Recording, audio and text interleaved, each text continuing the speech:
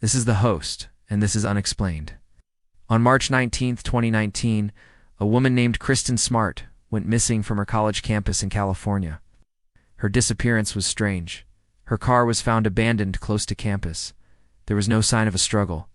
She just vanished into thin air. This wasn't like Kristen at all. She wouldn't go off without telling anyone where she was going. It wasn't like she disappeared over a guy or something. Before we get into this creepy mystery, now back to the story.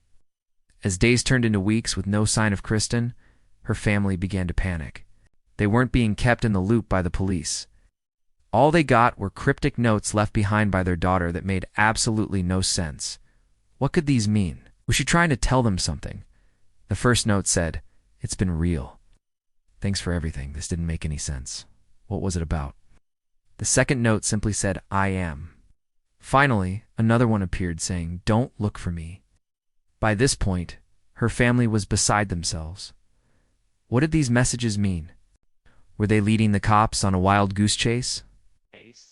Did Kristen know something about her own disappearance? Was she trapped somewhere and begging her family to not find her because she was in danger? Was someone holding her captive and forcing her to write these messages?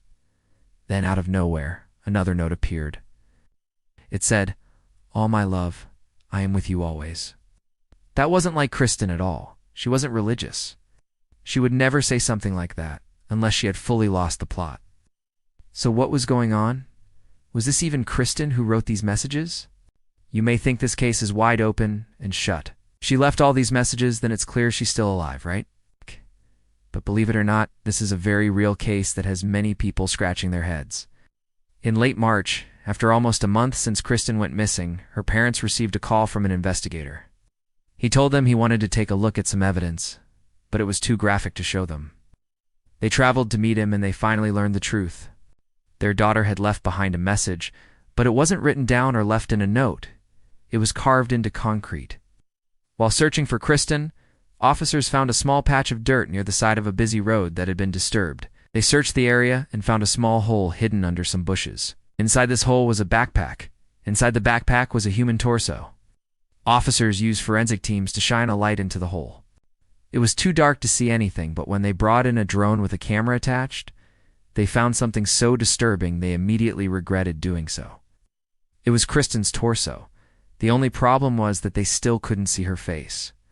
The killer, or whoever was responsible for this, had put her body into a concrete mold, leaving only her upper body exposed. All they could see was her feet and legs. Once the drone had finished its grim sweep, officers crawled into the hole to search for other evidence. One officer grabbed Kristen's foot and pulled it out. Her leg came with it. The officer screamed and quickly dropped it. He slipped and fell forward onto the ground. This wasn't supposed to happen. The entire thing was encased in concrete. How was the leg loose? Was someone messing with the police?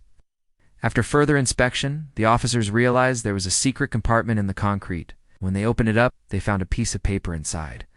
On the paper was a bizarre message. It said, "She's gone. You'll never see her again." And signed off with love, Chris. Who was Chris? Is he responsible for the other notes? Did he do this to Kristen? This case attracted more media attention. More details began to surface. We learned that Kristen was studying to be a teacher, and that she was very excited about her future. She also had a boyfriend. His name was Dante. The two had been dating for a while, and nothing indicated that their relationship was unhealthy or violent. He had been questioned by the police, and he said he hadn't seen her for a few days before she vanished.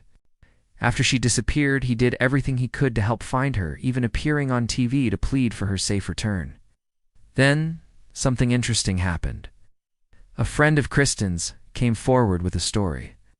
She told investigators that Kristen had recently broken up with her boyfriend, but she didn't tell anyone. She was afraid of his reaction. According to her friend, she was terrified that Dante would lash out and hurt her. Could this be the reason why Kristen's body was found? Was Dante responsible? To find out if Dante was involved, investigators took a polygraph test.